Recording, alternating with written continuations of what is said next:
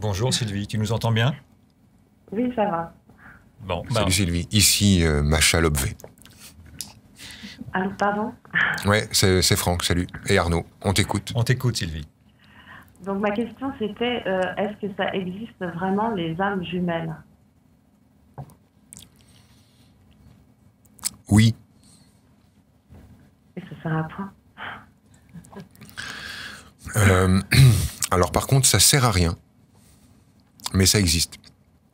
Euh, le truc en fait, c'est que si tu veux, j'ai d'habitude tendance à botter en touche quand on me parle d'âme jumelle ou de flamme jumelle ou d'âme sœur ou de flamme sœur, ça se dit ça? Non, flammencuche.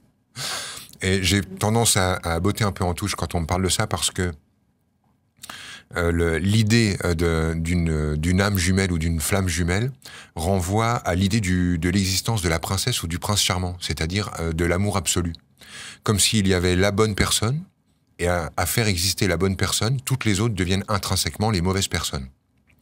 Et c'est très dangereux, en fait, quand on commence de manipuler ce genre d'informations, parce que dès qu'on pense qu'une personne est la bonne, ben, donc toutes les autres deviennent potentiellement les mauvaises, et on finit, si tu veux, par feuilleter un catalogue pour chercher le bon ou la bonne. Donc il y a un piège là-dedans. En même temps, je ne peux pas dire que ça n'existe pas, puisque effectivement, il est si tu veux, des âmes avec lesquelles on va avoir envie de traverser des expériences. Mais là où il y a un piège, c'est que si tu veux rencontrer une flamme jumelle dans cette vie, euh, ça peut être pour toi l'occasion du plus grand désastre de couple que tu auras vécu de cette vie. Ça peut être la personne avec laquelle tu vas le plus te friter, te faire du mal, pour finir par aboutir à une rupture. Ça m'est arrivé de voir en fait des gens se retrouver simplement parce qu'ils n'avaient pas eu le temps de se dire au revoir et que les retrouvailles sur ce plan-là sont juste prétexte à pouvoir se dire ok, salut, ciao, pardon, merci.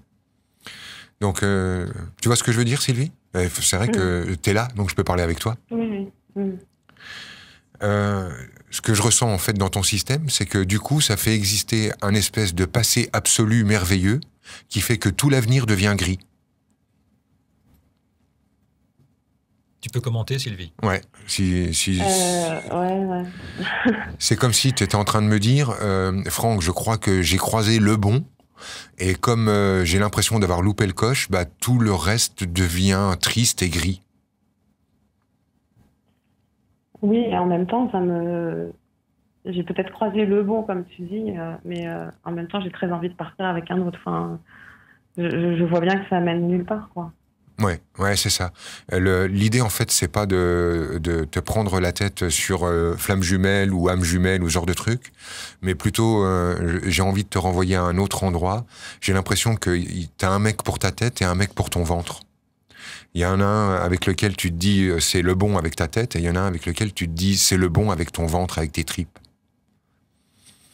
Mm. Et dans ce cas-là, moi j'ai aucune hésitation parce que je vis avec Vanessa, c'est-à-dire avec une femme qui écoute ses tripes avant sa tête, et ça a l'air de lui porter chance parce qu'elle vit avec un type vraiment merveilleux. Mm. Comment ça résonne en Ouais. toi Sylvie? Euh, ben, je me dis pourquoi, enfin, pourquoi je l'ai rencontré, quoi. À quoi ça m'a servi, en fait. Enfin, Tu vois, ça fait 2 fois que tu ça me poses fait cette question. douter de l'avoir rencontré presque, quoi. Ça fait 2 fois que tu poses la question de à quoi ça sert. Mm. Et franchement, on est en train de parler d'une histoire d'amour, Sylvie. Comment peux-tu, toi, Sylvie, me dire je veux vivre une histoire d'amour pour que ça me serve à quelque chose? C'est un business que tu montes ou c'est une histoire d'amour? Non, je te parle de âme jumelle. Ouais. À quoi ça sert les Ouais, âmes, les âmes jumelles, c'est ça? là où vraiment je veux t'amener à capter un truc, c'est que là où je dis qu'il y a une relation que tu veux faire avec ta tête, c'est-à-dire qu'il y en a une où tu veux qu'elle serve. C'est-à-dire que tu n'es pas en train de parler d'amour, tu es en train de parler de construire ta vie. Mais t'es pas un maçon, tu dois pas bâtir ou construire ta vie. Mm. Le- L'idée en fait autour de l'amour est très faussée. C'est quoi une histoire d'amour? C'est à partir de quand c'est de l'amour? Il faut combien d'heures de vol pour qu'on appelle ça une histoire d'amour? Est-ce que l'amour, ça peut être instantané et prendre 5 minutes? Ou est-ce que, en fait, une histoire d'amour, c'est à partir de 5 ans, de 10 ans, de 15 ans? l'idée qui est sous-jacente, je peux te le dire directement, ce que je ressens, Sylvie, quand tu me parles. À chaque fois que tu dis à quoi ça sert, j'entends ta maman. J'entends pas Sylvie, j'entends sa mère. C'est comme si le truc que j'entendais en dessous, c'est ne fais pas les choses pour rien. Fais-les pour aboutir. Et c'est là en fait que tu te trompes. C'est là en fait que tu as abouti à hésiter, à finir par être triste, par être dans des relations à moitié. Arrête de faire les choses pour qu'elles aboutissent. Fais-les parce que ça dit qui tu es, Sylvie. C'est-à-dire, je vais avec ce mec-là parce que la femme que j'ai envie d'être, eh ben, elle irait avec ce mec-là. Pas la maman voudrait, pas la société voudrait, pas ça va me servir à, mais parce que la Sylvie que j'ai envie d'être, c'est ça qu'elle produit, c'est ça qu'elle fait, et c'est comme ça qu'elle se comporte. Tu comprends? Ramène la règle à l'intérieur plutôt qu'à l'extérieur. Ça te parle ce que je te dis, Sylvie, ou Ouais. on dirait pas?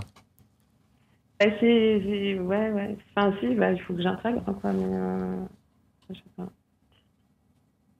Je pensais qu'il y avait plus, de signification. Plus de signification derrière la question de la flamme jumelle? Ouais, flamme jumelle ou âme jumelle, enfin. Ou de l'âme jumelle, oui, on s'en fout du nom, mais tu parles de ça? Ouais. Parce que ouais, voilà.